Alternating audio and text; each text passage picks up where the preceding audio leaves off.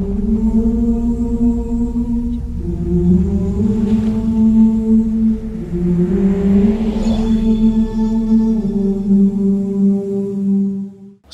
علیکم ورحمۃ اللہ وبرکاتہ۔ بسم اللہ الرحمن الرحیم، والصلاة والسلام علی رسولہ الکریم وعلی آلہ واصحابہ اجمعین، اما بعد۔ دنیا میں جتنی بھی قومیں تباہ ہوئیں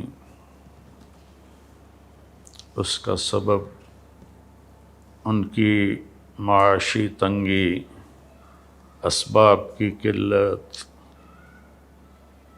یہ نہیں تھا۔ قرآن کہتا ہے ہر قوم اس وقت تباہ ہوئی جب وہ بے عمل ہوئے، بد عمل ہوئے، بد اخلاق ہوئے، تو اللہ تعالیٰ نے ان کو پکڑا، اور وہ قومیں اس وقت اپنے عروج پر تھیں۔ میرے محترم پاکستانی بھائیوں، بہنوں، بچوں، اس وقت جو واقعہ ہوا ہے ہماری بد اخلاقی اور پستی کی انتہا ہے۔ اس سے آگے بڑھ کر کوئی پستی نہیں، اس سے آگے بڑھ کر کوئی بے حیائی، بد اخلاقی نہیں۔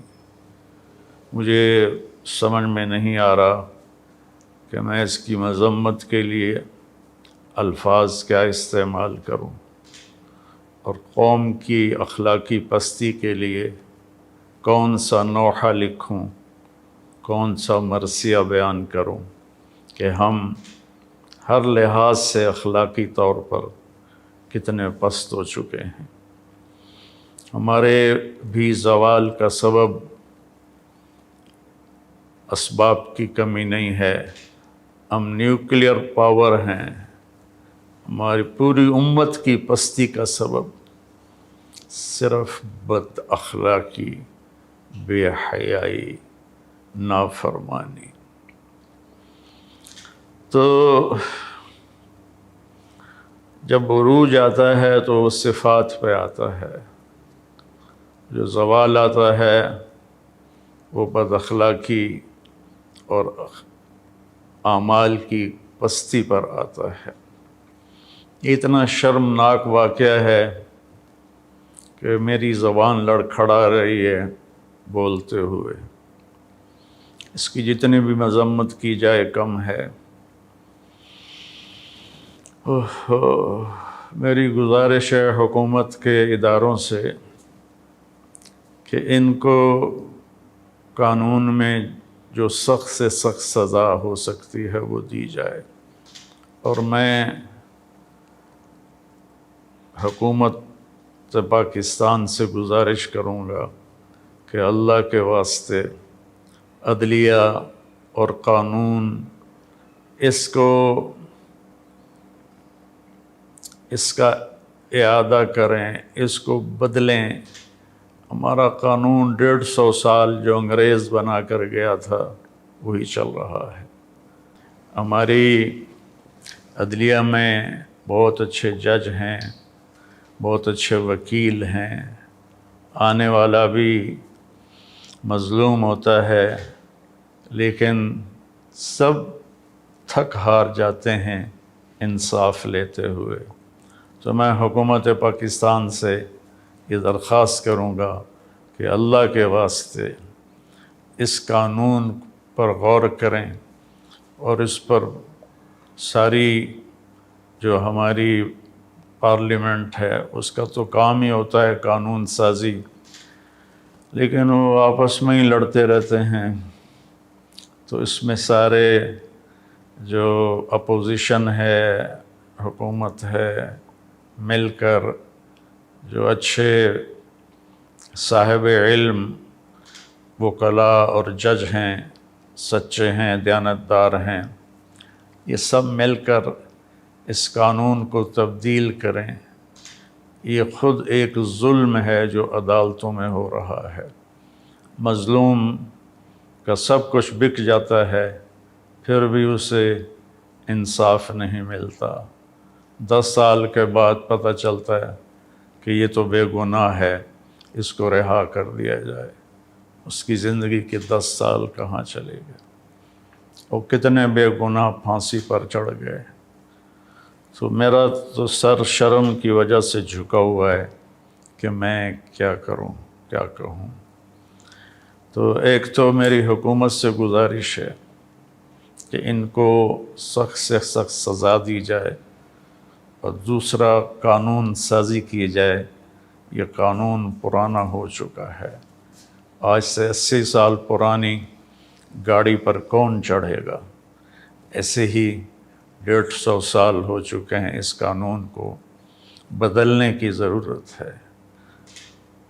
انصاف جلدی دینا یہ عدلیہ کے ذمے ہے، وکلاء کے ذمے ہے، حکومت کے ذمے ہے۔ چنگیز خان بہت بڑا حکمران گزرا ہے،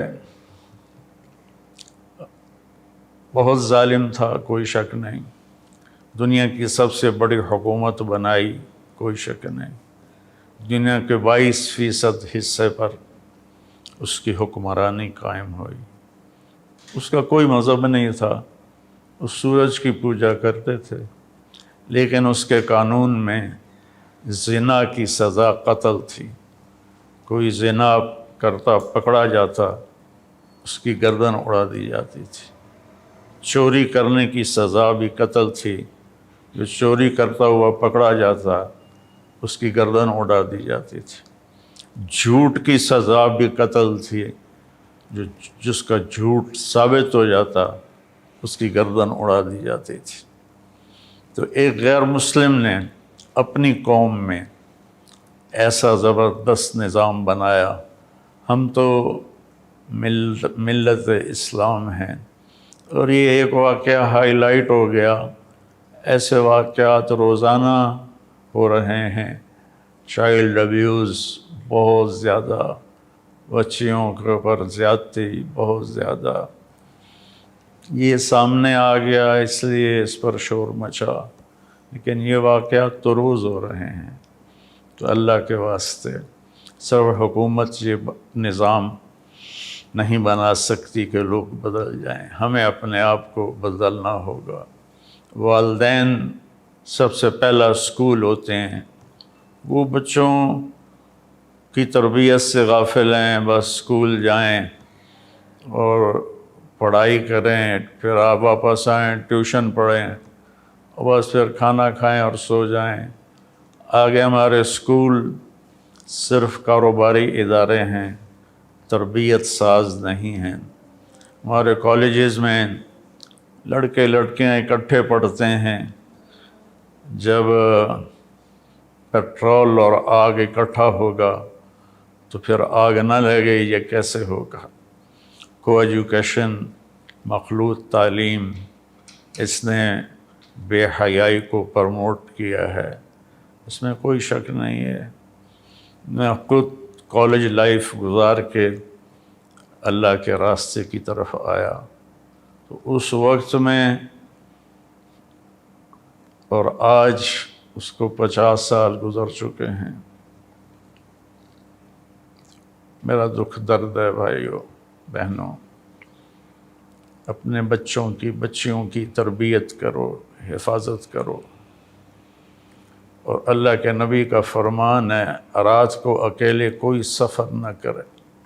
عجب میرے نبی کا فرمان ہے کہ کوئی مرد بھی ہے تو رات کو اکیلے سفر نہ کرے۔ اور میں سب والدین سے کہتا ہوں اپنے بچوں کے اخلاق پر نظر رکھیں۔ اسکول والے کالج والوں سے کہتا ہوں کہ بچے بچیوں کو اخلاق کا سبق دیں۔ علماء سے کہتا ہوں کہ فرقہ واریت کے بیان اور نفرت انگیز بیان چھوڑ کر ہر مسلک کے علماء وہ اچھے اخلاق، حیا، پاک دامنی کے خطبات اپنے ممبر سے بولیں اور قرآن کو بیان کریں اور سیرت کو بیان کریں۔ اپنا اپنا مسلک اپنے مدرسوں میں پڑھائیں، لیکن ممبر پر بیٹھیں تو قرآن کو بیان کریں اور اللہ کے نبی کی سیرت کو بیان کریں۔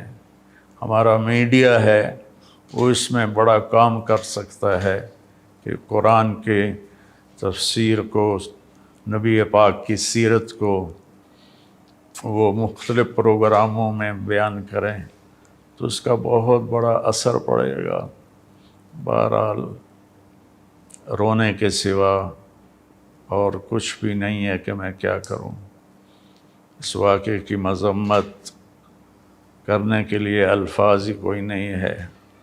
میرے نبی نے فرمایا تھا یوشک الامم ان تداعی علیکم کما تداعی الآکلۃ الی قصعتھا، ایک وقت آئے گا تمہیں اس طرح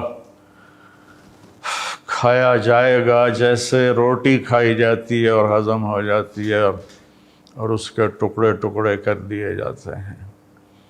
تو صحابہ نے پوچھا ومن قلۃ نحن یومئذ یا رسول اللہ، یا رسول اللہ کیا ہم ان دنوں تھوڑے ہوں گے؟ آپ نے فرمایا لا بل انتم یومئذ کثیر، تم بہت بڑی تعداد میں ہوگے، ولکنکم غثاء کغثاء السیل،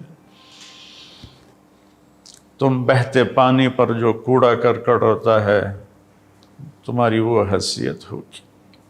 تو کیا خوبصورت تشبیہ دی کہ کثرت ہوگی لیکن اخلاق نہیں ہوں گے، حیا نہیں ہوگا، پاک دامنی نہیں ہوگی، سچائی نہیں ہوگی، جیسے کوڑا کرکٹ پانی میں بہہ کے پتہ نہیں کہاں چلا جاتا ہے، ایسے ہی تم اپنی اخلاقی پستی کی وجہ سے تباہ و برباد ہو جاؤ گے۔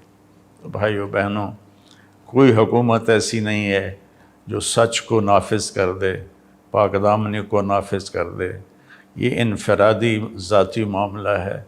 ہم خود اپنی زندگی میں حیا، پاک دامنی، سچائی، رزق حلال، دیانتداری، پردہ، مستورات سے کہتا ہوں پردے کو رواج دیں۔ اللہ تعالیٰ نے اس میں بڑی حکمتیں رکھی ہیں۔ اللہ تعالیٰ ہمیں سچائی نصیب فرمائے، اچھے اخلاق نصیب فرمائے، اور اس بے حیا معاشرے کی اللہ اصلاح فرمائے اور اسے خیر کی طرف متوجہ فرمائے۔ السلام علیکم ورحمۃ اللہ۔